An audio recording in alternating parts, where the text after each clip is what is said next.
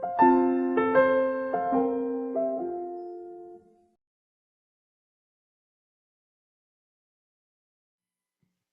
noite a todos. Boa noite a todos da internet que nos seguem. Mais alto.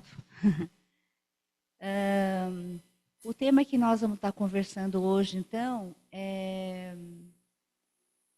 da lição 84 do livro Fonte Viva, de Emmanuel, psicografia de Chico Xavier, na instrumentalidade. Esse é um tema não muito fácil, né, da gente compreender no primeiro momento, né? Então a gente vai começar com só algumas definições, rapidinho, porque ao longo da nossa noite aqui eu vou falar bastante sobre essa palavrinha, tá? Então, vamos lá. Instrumentalidade, instrumentação, instrumento, né? Instrumento, objeto físico, aparelho, ferramenta, utensílio utilizado para a gente realizar qualquer tipo de ação, né? Inclusive no objeto, aparelho e ferramenta, mas nós também somos um instrumento, certo? Que o Espírito utiliza para a sua missão aqui. Instrumentalidade é a qualidade de ser instrumental, de servir como meio, é a instrumentalidade, né? Ou o conjunto de meios para atingir um objetivo. Então, é a capacidade de agir, né, como instrumento. Minha capacidade de agir, eu como um instrumento. Ou ao uso do instrumento para operacionalizar ações. Instrumentação é a ação de instrumentar, ou seja, de criar ou equipar com instrumentos. E nessa instrumentação entra também a capacidade que a gente tem de organizar os instrumentos, os recursos necessários para a minha proposição, né? Muito bem. A lição 84 do livro Fonte Viva, ele começa o tema na instrumentalidade, né? Essa fala, na verdade, ela é de Emmanuel. Emmanuel, ele começa com uma frase de Paulo, que está na primeira carta aos Coríntios, no capítulo 14, no parágrafo 7. Né? Como se conhecerá o que se toca com a flauta ou com a cítara? Um pouquinho mais à frente, é bem intuitivo, né? Porque na carta, nessa primeira carta aos Coríntios, tem 16 capítulos, né? Aqui nós estamos falando do capítulo 14 e de uma frase do capítulo 14, que vai desenvolver todo o nosso... Tá? Então, vamos lá. Porque se a trombeta der um som incerto, quem se preparará para a batalha? Aqui ele estava, Paulo, essa mensagem de Paulo, né? Aqui ele estava escrevendo essa carta para a comunidade de Coríntio, né? Que se encontrava no momento de uma certa desorganização da comunidade cristã que lá Paulo tinha desenvolvido. Né? Porque se a trombeta der com som incerto, quem se preparará para a batalha? Lembrando aqui que a trombeta, gente, lá no Velho Testamento, na época de Moisés, ele era utilizado para anunciar a guerra, término de guerra, né, as estratégias, inclusive para chamamentos. Né?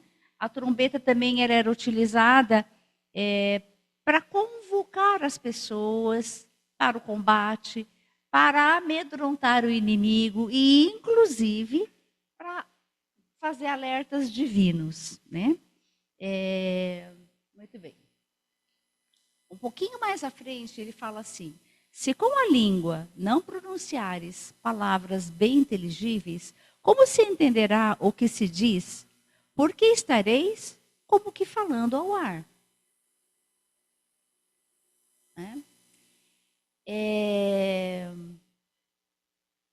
Então, todo o tema ele remete exatamente na forma como você... Vou voltar aqui um pouco. Opa.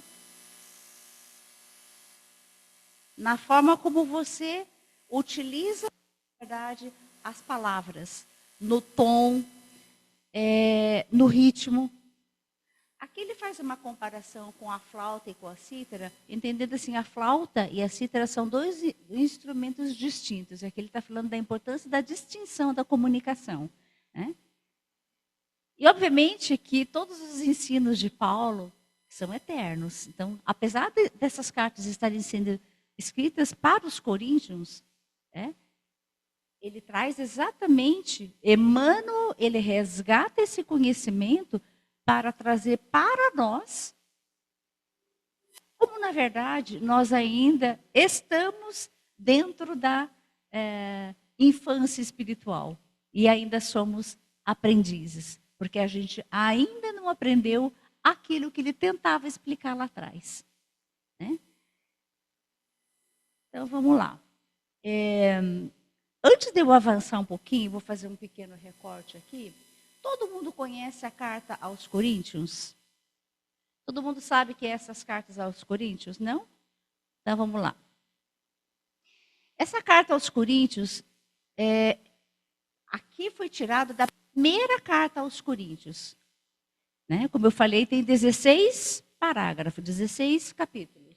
Essa primeira carta aos Coríntios, ela foi escrita por Paulo em mais ou menos 52 a 54 anos da nossa era, depois de Cristo.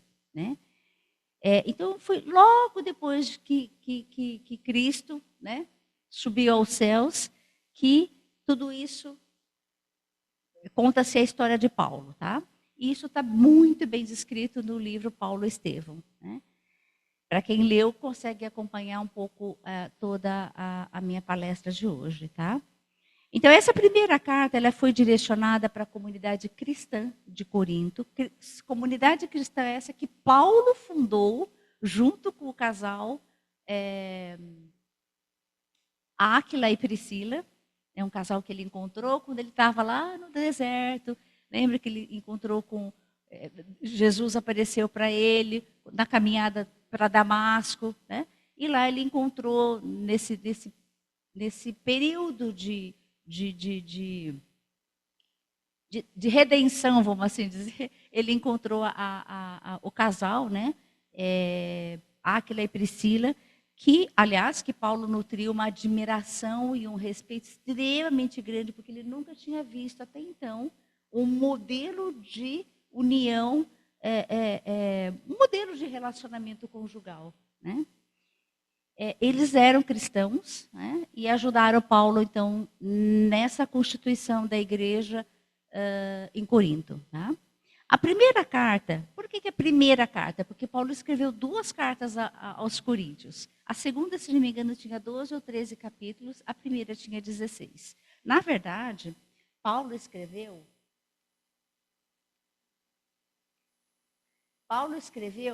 várias cartas. Segundo os estudos, ao todo, ele escreveu 14 cartas. Né?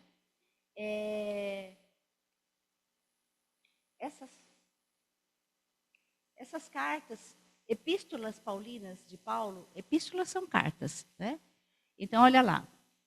Romanos, Coríntios, 1ª e 2ª, Gálatas, Efésios, Filipenses, né, Colossenses, a primeira carta a Tessalonicenses, 2ª, Timóteo, a 2ª, Tito, Filémon, ele foi um amigo, né, acho que foi no período em que ele estava na prisão, Hebreus. Essas cartas, elas são documentos considerados alguns dos documentos mais importantes da história cristã. E isso está no Novo Testamento. Né? Então, essas cartas aos Coríntios, essa primeira, aborda recomendações à comunidade cristã, né? Recomendações sobre doutrinas e práticas deturpadas da igreja lá que ele tinha montado, né?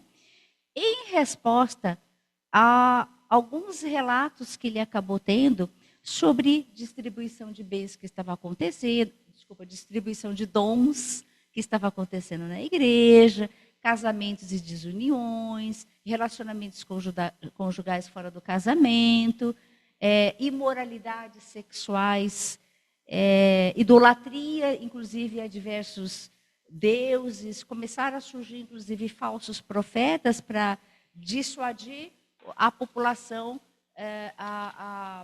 contra, né, os ensinamentos da doutrina cristã. Né? Vou fazer um outro recorte, depois eu volto. Corinto. Como que era Corinto naquela época? Tá? Corinto era uma cidade cosmopolita, foi onde ele fundou a primeira igreja, né? Uma cidade cosmopolita, bastante cosmopolita, uma das cidades mais populosas da região, né? Eles tinham um centro comercial bastante representativo, porque aqui, ó, tinha um porto, né?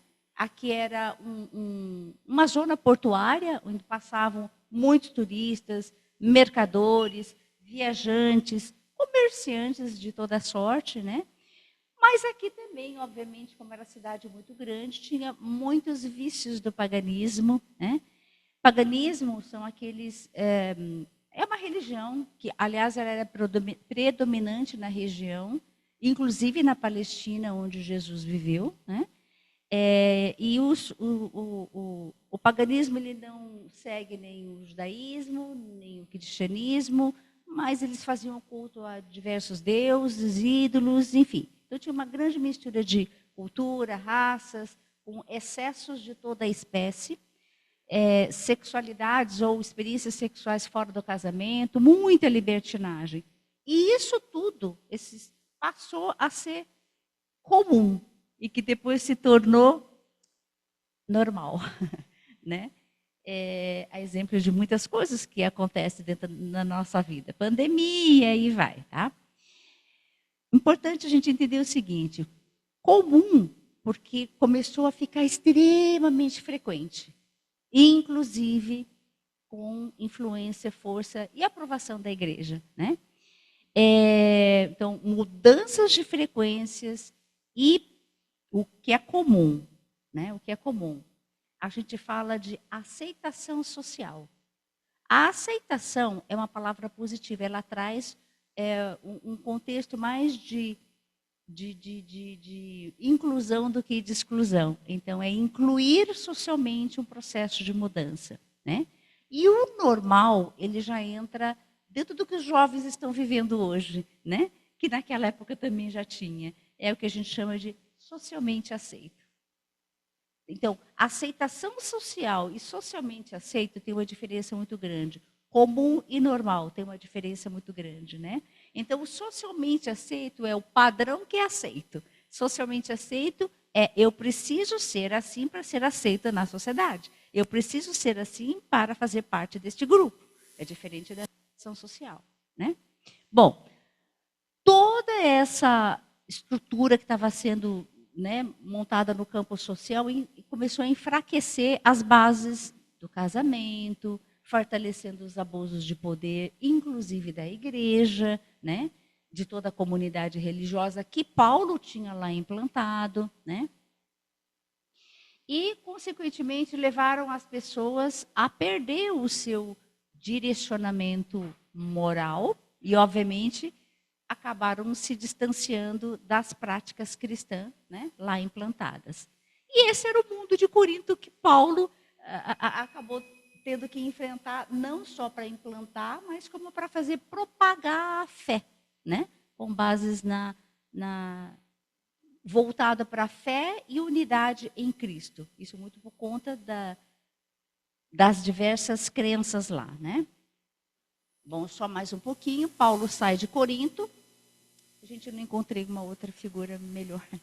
Paulo sai de Corinto, atravessa o mar Egeu e vai para a Ásia Menor, que aqui essa região fica a Turquia atualmente, né? E ele vai para Éfeso. E levou muito tempo para fazer isso aqui, né? Em Éfeso, ele deu continuidade, então, ao seu trabalho de erguimento das comunidades cristãs. Lá em Éfeso, ele encontra com João, que o ajudou, né, nessa estruturação dessa comunidade religiosa. E é em Éfeso que ele recebe a notícia sobre o declínio, porque já que tudo demorou muito para acontecer até ele estruturar. Então, aqui ele recebe a notícia sobre o declínio que estava acontecendo aqui, da moral cristã. E ele ficou desesperado, né? Numa das coisas que eu li, diz que ele começou a chorar, porque ele... Como assim, né? Então, assim, o que eu faço agora? né? Essa tinha sido uma das primeiras experiências dele. E aí ele recebe, obviamente, veio uma orientação do alto, escreve uma carta. Não tinha internet, né? Escreve uma carta, né? E assim ele fez, escreveu a primeira carta aos Coríntios. Ok? E depois veio a segunda, porque a primeira foi muito bem aceita. E foi muito bem aceita por quê? Porque Paulo é um comunicador, uma das grandes qualidades, características é a oratória de Paulo. Ele era uma pessoa extremamente inteligente, extremamente culto, falava diversos idiomas, conhecia tudo sobre não só a liderança, mas toda a parte dos escritos, né, da religião judaica. Okay? Enfim, ele tinha um posto dentro da cidade dele, extremamente elevada e realmente alcançando grandes posições junto ao clero dele na ocasião.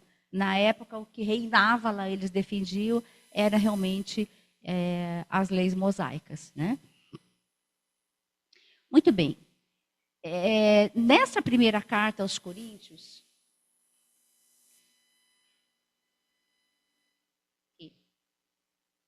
um pouquinho antes, tá? Dentre as inúmeras recomendações, então, nessa carta aos Coríntios, o que ele recomendava? União conjugal, olha o que ele falava. Ética, ele falava sobre o cuidado no uso, olha só, o cuidado no uso da liberdade. O zelo pelos dons espirituais. Dentro dessa parte, dentro dessa parte de dons espirituais, cabe muita coisa, né? Nós estamos falando da comunidade cristã. Nós estamos falando do clero lá que estava sendo erguido nessas igrejas, né? E, em especial, ele falou do dom de profetizar. Esse dom de profetizar era mais no sentido de, e aí ele explicou, de orientar, de esclarecer, né? De revelar. Um profeta, ele revela, né?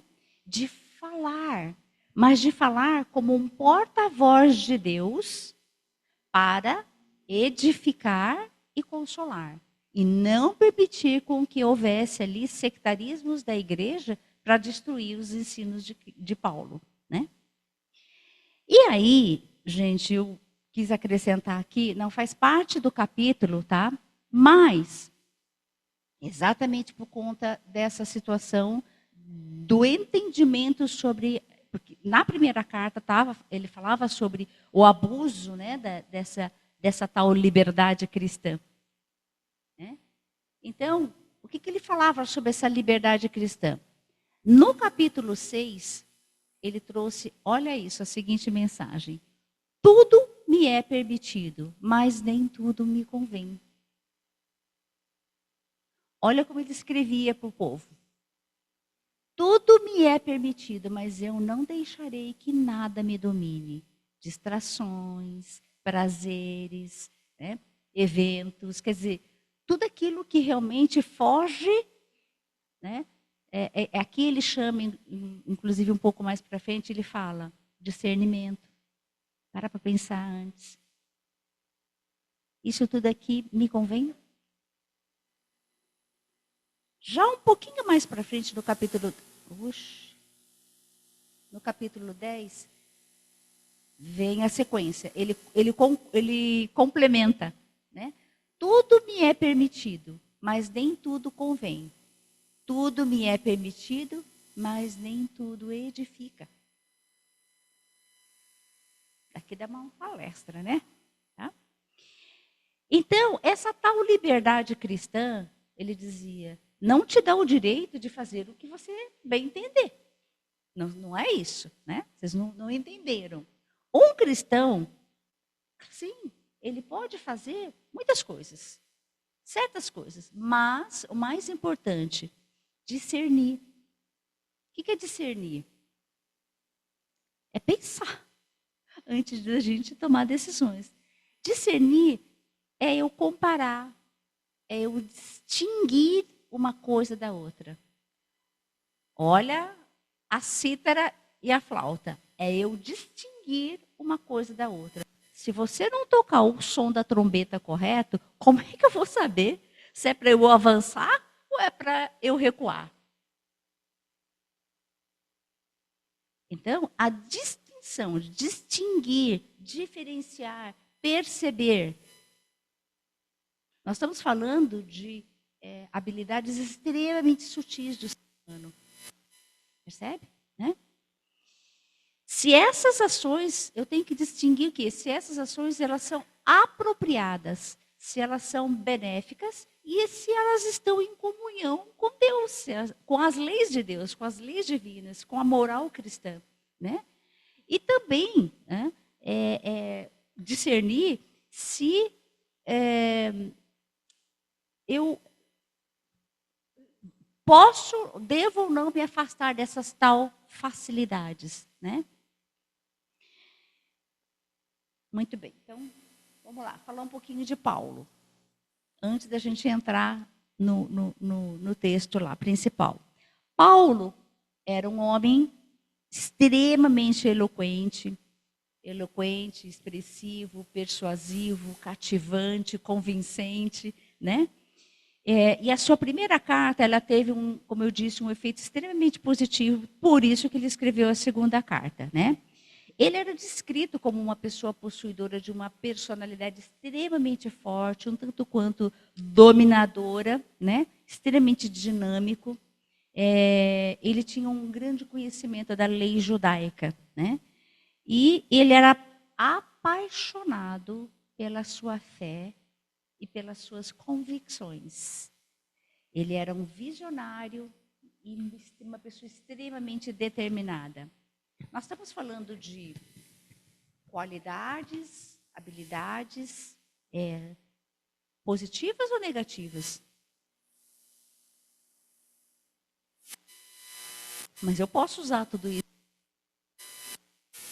como ele o fazia antes de Paulo, na época que ele era Saulo. Né? Então ele abusou um pouco do poder dele, da eloquência, etc., porque ele liderou a perseguição aos judeus. Né? Por quê? Por conta do não entendimento de algumas coisas. Né?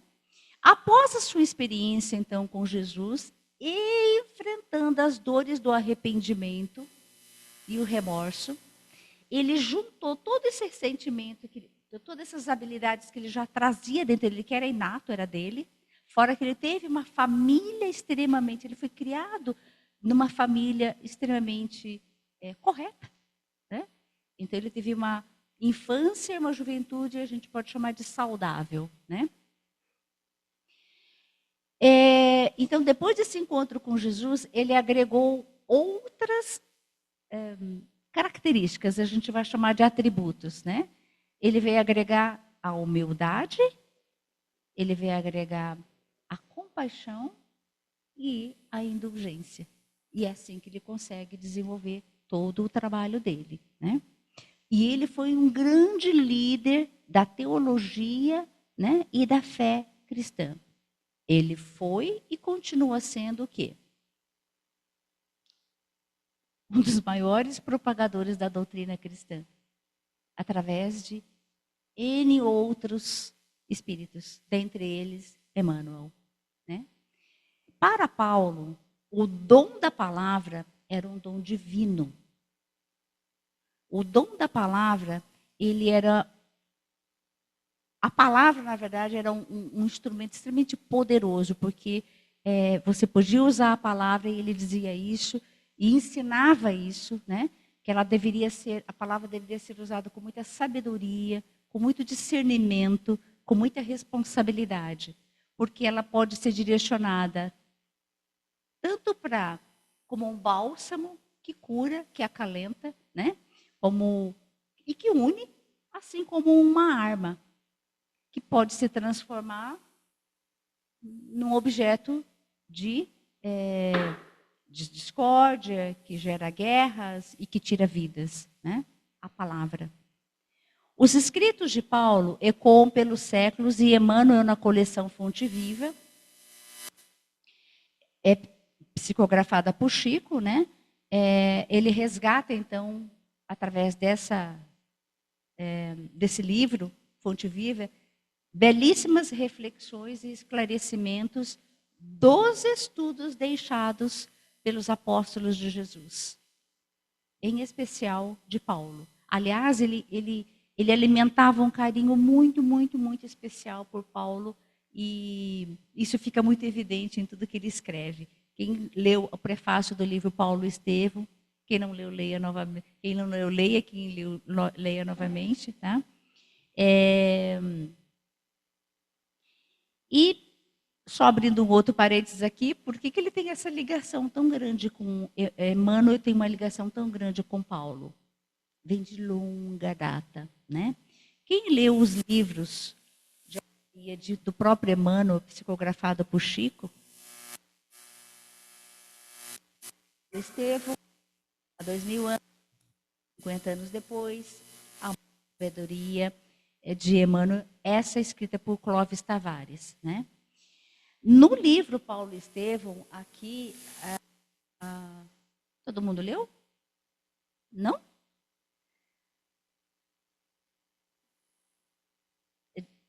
Tudo de bom. Não dá vontade de parar, né? Ele conta detalhes da vida de Paulo de Tarso, a sua conversão para o cristianismo, e conta a história do cristianismo primitivo. Há 2000 anos, ele narra a vida do senador romano Públio Lentulus, que foi Emmanuel na ocasião.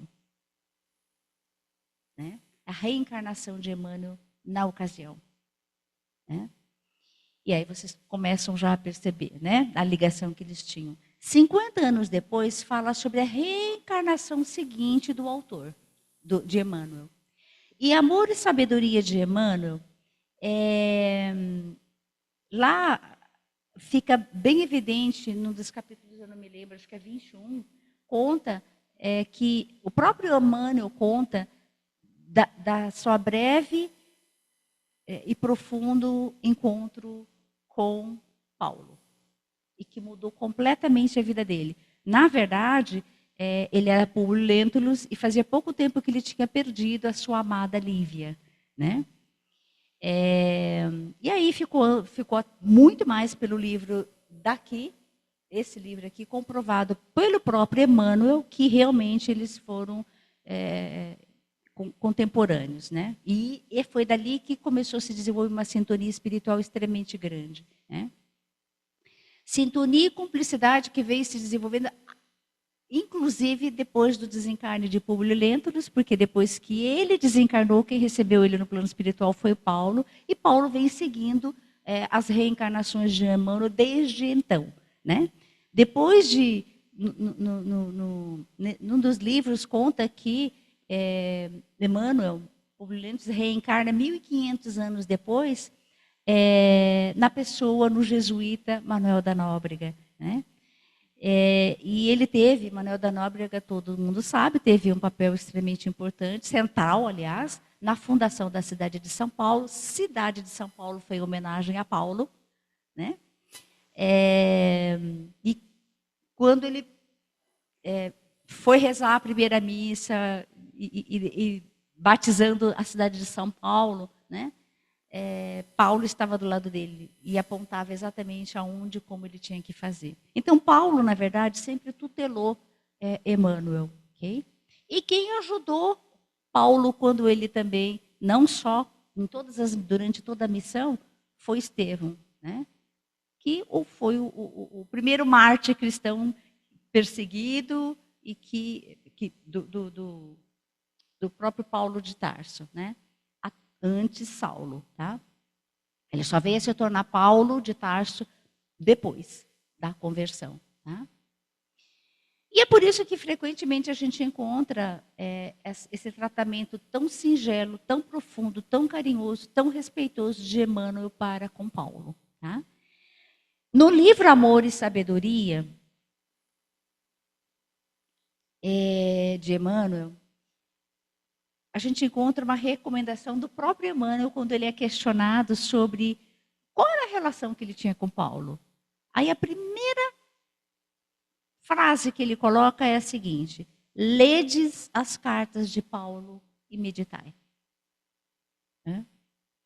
Então aqui a gente volta às cartas de Paulo, né? E 4 do livro Fonte Viva, a instrumentalidade. Vamos lá. Como se conhecerá o que se toca com a flauta ou com a cítara, né? Eu já fiz uma entrada. Se o instrumento, então, não emitir o som, se o instrumento emitir um som incerto, tá? Como que eu vou reconhecer? Né? Lembrando a história da trombeta, né? Se o outro não entende o que eu estou falando, ou se ele entendeu errado e não compreendeu adequadamente, o problema é do outro que não entendeu ou do emissor que, na verdade, não, percebe? Não soube se fazer entendido, né? Então, ele acaba trazendo para esse campo da comunicação, né? Muito bem. E é mais ou menos isso que, então, se trata aí a primeira fase. Na sequência desse tópico 84, né? Essa já é uma fala de Emmanuel. A primeira frase que fala sobre a comparação da cítara, a analogia da cítara, com o comportamento do ser humano, é de Paulo. Esta aqui é um comentário já de Emmanuel, tá? Cada companheiro de serviço cristão deveria considerar-se instrumento nas mãos do Divino Mestre, a fim de que a sublime harmonia do Evangelho se faça irrepreensível para a vitória completa do bem. Aqui já é uma orientação de Emmanuel, né, enfatizando exatamente, gente, a importância do quê? Da autodisciplina, né, e do aperfeiçoamento na utilização do verbo, da comunicação, né, do nosso equipamento físico e do nosso equipamento espiritual. Tá? E aí ele vem na sequência, tá? Ele vem reforçar, na verdade, tudo aquilo que Paulo já defendia. Se a ilimitada sabedoria do emissor se mantém soberana e perfeita, os receptores terrenos pecam por deficiências lamentáveis. Olha isso. De que adianta um bom instrumento, né? Objeto, se a instrumentação, lembra da instrumento, que é o uso adequado, né? A aplicação prática dos instrumentos não se processa adequadamente. Então, quando ele fala, os emissores, né, a sabedoria do celeste emissor, Deus, se mantém soberana e perfeita, como sempre, né? Como sempre esteve, nós, receptores terrenos, ainda não estamos alinhados, sintonizados suficientemente, né, para captar e compreender a amplitude da comunicação, que está além das palavras. É o que está por trás o significado, porque a gente vai muito ao pé da letra. E esse é o grande problema das relações humanas. A gente interpreta tudo ao pé da letra, né? Conforme a própria parábola de Jesus, quer dizer, se eu tenho um equipamento extremamente complexo, eu não uso adequadamente, a minha instrumentalidade, ela fica também, como que eu posso dizer, eu não utilizo adequadamente toda a minha instrumentalidade, todo o meu aparato, né? Então, Jesus dizia, de que adianta a figueira frondosa que não dá frutos? Não tem a história da figueira? Né? Para muitos, gente, a distância, então aqui fala muito, inclusive, de incongruências, fala muito de falar demais e fazer de menos, né? Então, para muitos, tem uma distância entre muito grande entre a falta de vontade, entre a distância entre saber fazer, ter os recursos para fazer e não conseguir fazer. E não efetivamente realizar, né? Então, essa distância ela é muito grande ainda no ser humano, porque tem uma coisinha aí que atrapalha, significa força de vontade, né? Então, é isso que ele fala, que a gente não utiliza todas as nossas potencialidades. A instrumentalidade de servir, né? A instrumentalidade é eu servir como meio para o desenvolvimento do espírito. Emmanuel relaciona mais algumas incongruências do ser humano, tá? Incongruências, inconstâncias, né?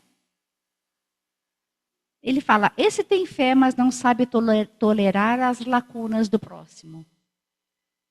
Lembra que eu falei que os ensinos de Paulo atravessam os tempos? Isso é atual, é para nós. Da mesma forma como foram para os coríntios, é para nós. Aquele suporta cristamente as fraquezas do vizinho, contudo, não possui energia nem mesmo para governar os próprios impulsos.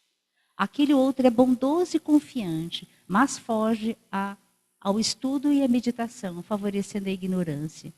Tem um quesinho de preguiça aqui, né? Outro ainda é imaginoso e entusiasta, entretanto, escapa sutilmente ao esforço dos braços. Trabalha mais com músculo mental do que com músculo braçal. Um é conselheiro, adora dar conselho, no entanto, não santifica os próprios atos. É muito mais, faço o que eu faço, né? Faço o que eu mando, mas não faço o que eu faço, né? E alguma coisa, esse santificar é você realmente trazer Deus para dentro do seu coração. É você efetivamente mudar e fazer aquele processo de mudança interior. Né?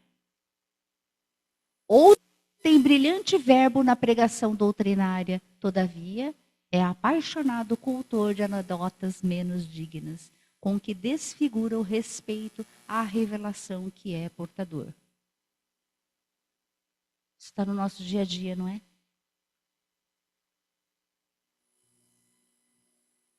Não estou falando do outro, estou falando de nós, estou falando de mim. Né? Esse estima a castidade do corpo, mas desvia-se pela aquisição de dinheiro fácil. Outro, mais além, conseguiu desprender-se das posses de ouro e terra, casa e moinho, mas cultiva verdadeiro incêndio na carne. É indiscutível a nossa imperfeição de seguidores da Boa Nova. Por isso mesmo, guardamos o título de aprendizes. A doutrina espírita, ela nos esclarece, né, que o progresso é uma fatalidade, né, para todos. A evolução ele é um processo contínuo, né, e inevitável, mas ele é lento. E é o que a gente ensina, inclusive, para as crianças, né? O progresso intelectual e o progresso moral raramente marcham caminho juntos. Mas o que o espírito não conseguiu agora, ele vai conseguir um pouco mais para frente.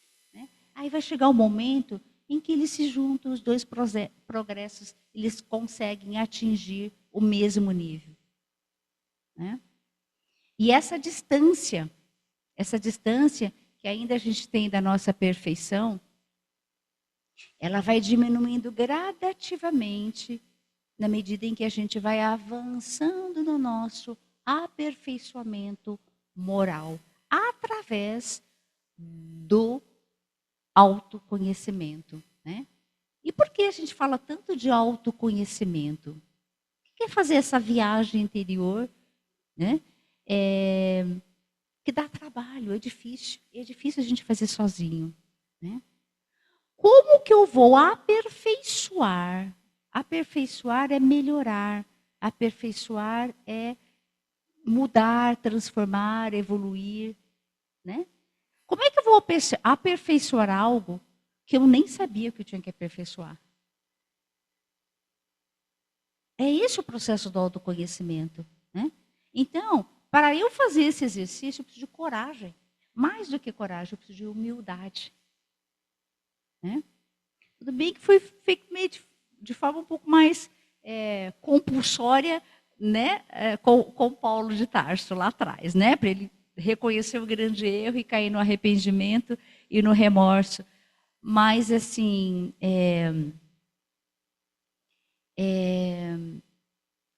a doutrina espírita, tão consoladora, né?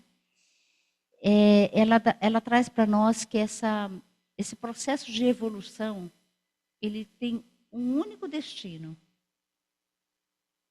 Aí é o spoiler, porque a gente já sabe qual é o final da história. Qual é o nosso destino final? A angelitude. Esse é o nosso destino final. Então, essa condição, o planeta não é o paraíso terminado, e achamos-nos, por nossa vez, muito distantes da angelitude. Nós já estamos no caminho. A gente já sabe qual é o fim. Né? Ai, Juline, agora a história ficou sem graça. Né? Mas o que a gente está fazendo nesse processo todo? Depurando, aparando algumas arestas, desbastando, na verdade, algumas coisas que nos impedem de caminhar, né? E de fluir de uma forma mais leve. Né? Mas a condição de angelitude ou de espírito puro, ela não é exclusiva das almas grandes, como Jesus, como Emmanuel, como Chico, como Paulo. Ela não é exclusiva das grandes almas. Ela é o nosso destino, de todos. Né? Mas o que é o estado de angelitude?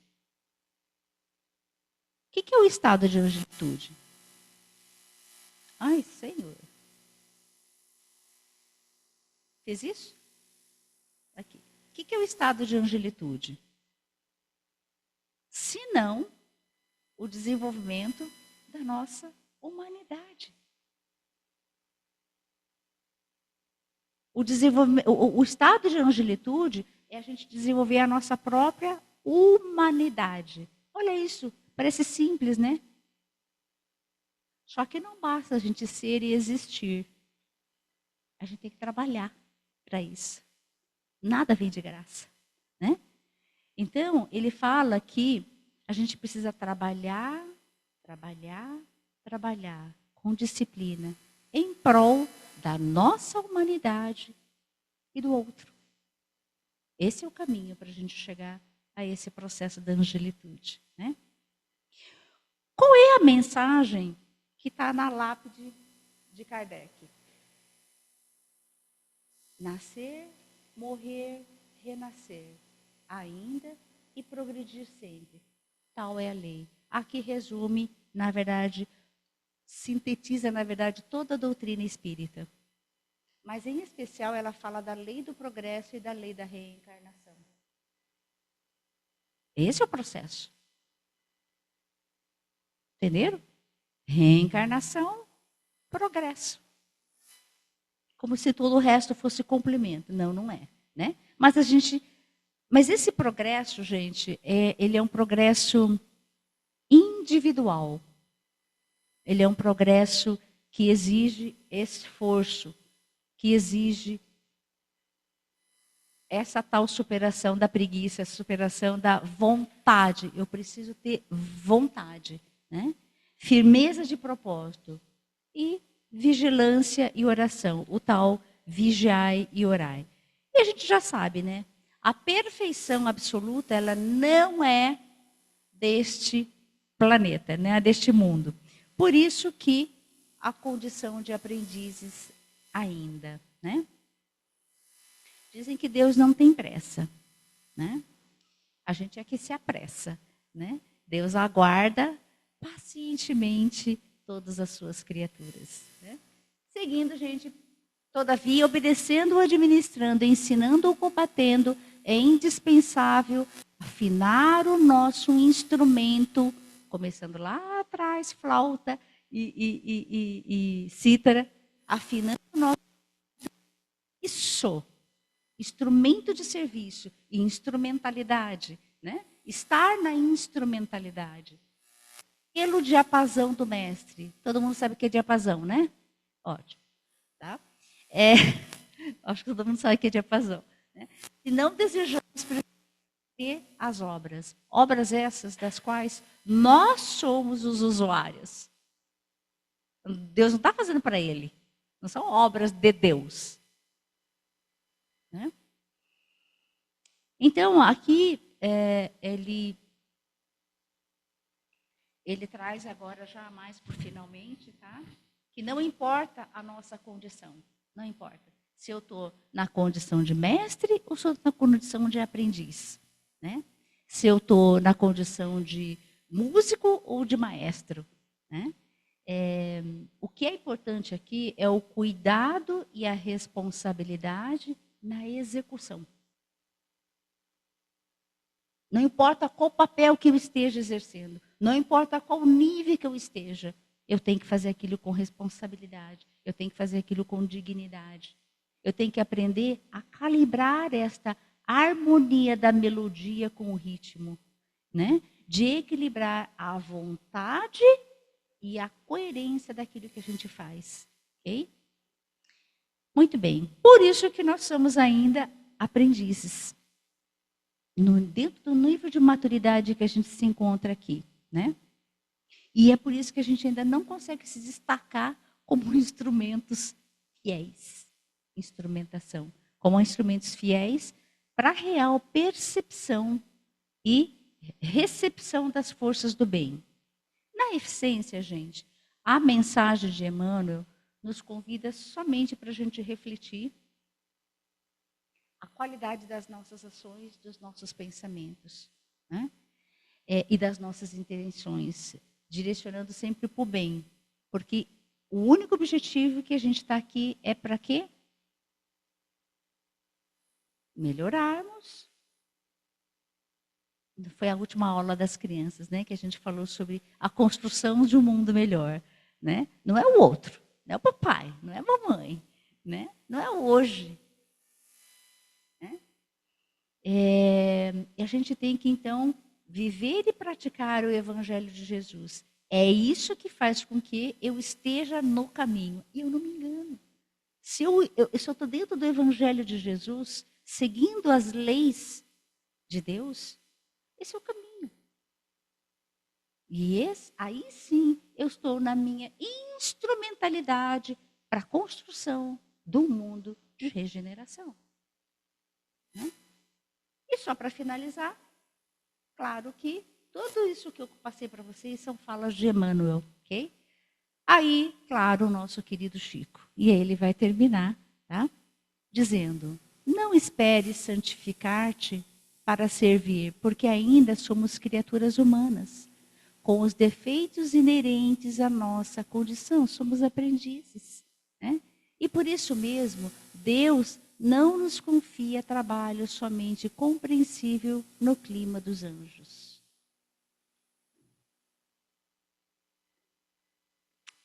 Obrigada, pessoal. Era essa a mensagem.